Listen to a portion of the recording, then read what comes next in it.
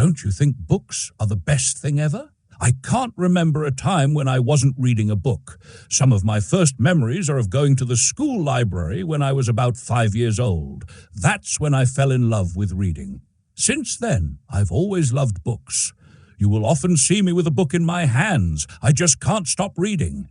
I love all kinds of books. Novels? They take you to new places and let you see different cultures.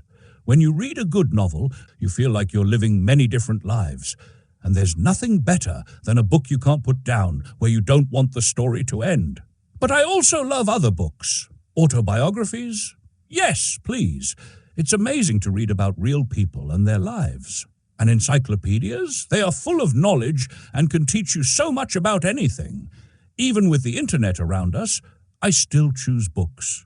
There's something special about holding a book in your hands, feeling the pages and getting lost in the story. It's a connection you can't get from a screen.